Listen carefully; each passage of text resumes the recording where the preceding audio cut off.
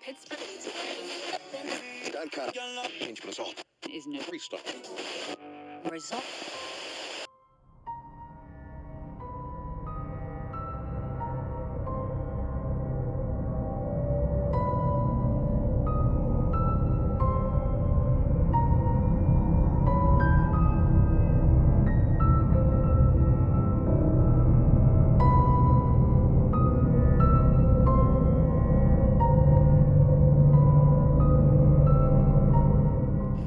Pittsburgh 420, and I'm not talking the number that everybody uses to describe marijuana, but 420 is also Hitler's birthday, April 20th. And, it's a big deal all around the world. There's an annual festival in Germany that draws over 100,000 people. It's not explicitly for Hitler's birthday, wink, wink, nod, nod. We have Nazi groups, neo-Nazi groups in Florida, Missouri, North Carolina, who have all organized events specifically to celebrate Hitler's birthday on April 20th. These include Adolf Hitler celebrations and gatherings marked as family-friendly to indoctrinate children into white supremacist ideology.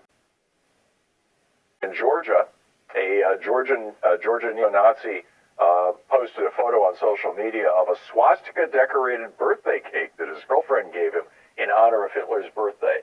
And at the Federal Correctional Facility in Florence, Colorado, a Hitler birthday celebration among white supremacist inmates escalated into a race riot involving over 200 prisoners, resulting in deaths as well as injuries. And this year, the celebration of Hitler's 136th birthday may be a bigger deal than past years, because that's the day that Donald Trump gets the report that tells him whether or not he can declare a state of emergency and invoke the Insurrection Act of 1807. On January 20th, when he became president, when he was sworn in, one of the very first, it may well have been the first, executive orders he signed that day tasked his Secretary of Defense, now Pete Hegseth, and his Secretary of HHS, now Kristi Noem, to collaborate and inform him on April 20th, what a perfect date, right, on Hitler's birthday, whether or not he could suspend the Constitution, which is exactly what Hitler got on March 27th? I'd have to go back and look, but it was 53 days into Hitler's chancellorship that he got the Enabling Acts passed, which was essentially the same thing. They said, the president can violate the Constitution because it's a moment of national emergency. The national emergency that Hitler pointed to was economic. It was the Great Depression.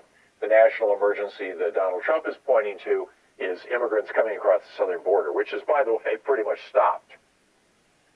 The German ambassador to the United States, who knows well the significance of Hitler's birthday, wrote about this danger in a confidential but leaked briefing document. He said, Donald Trump's agenda is one of maximum disruption, bringing about a redefinition of the constitutional order, maximum concentration of power with the president at the expense of Congress and the federal states. Basic democratic principles and checks and balances will be largely undermined. The legislature, law enforcement, and media will be robbed of their independence and misused as a political arm, and big tech will be given co-governing power. Now, he wrote this the week that Trump was sworn in for the German government and accurately predicted exactly what's going on. Of course, he's the German ambassador. I mean, the guy has read history. So when you start seeing the institutions of a country bending to the will of its leader, you know that you are quite a ways down the authoritarian road. And we're seeing this. Paul Weiss and other major law firms have buckled to Trump. Republicans in Congress are using the threat of impeachment to attack judges, the independence of federal judges. Major multiple media outlets have already rolled over and are paying Trump off. You recall CBS gave him, or was it ABC, gave him $15 million. Multiple universities have caved into Trump's demands that he arrest and deport their foreign students. Most concerning, though, is what he has planned for Hitler's birthday, which is the day that he learns whether or not he'll have a document that will give a patina of legalism to his declaration. 420. Now, it may be that this is also the number for marijuana, but it appears to be a favorite of Elon Musk, just FYI. According to the Tesla website, April 20th is Elon Musk Day, a moment to celebrate the underappreciated genius. He once tweeted he was considering making Tesla private at $420. He acquired Twitter for $54.20 a share. He once tweeted, "I was born 69 days before 420." But this year is the date, excuse me, that Trump gets his orders. And would he violate the Constitution? Would he violate posse comitatus?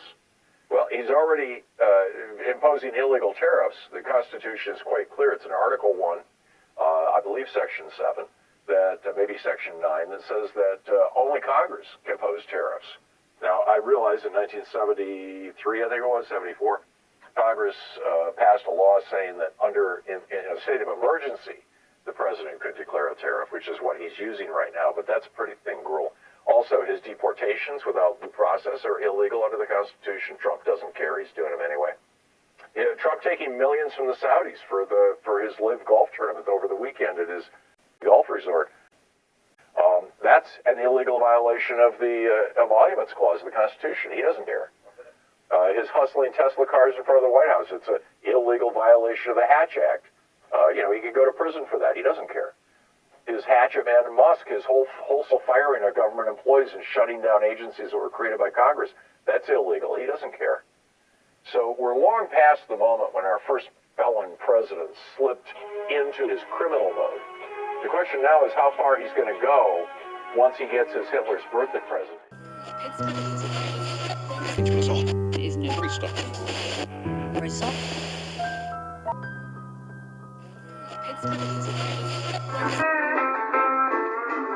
One toke over the line, sweet Jesus, one toke over the line. Sitting downtown in a railway station, one toke over the line.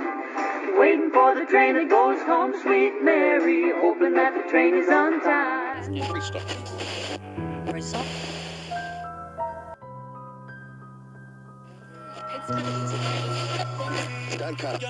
Result is no restart.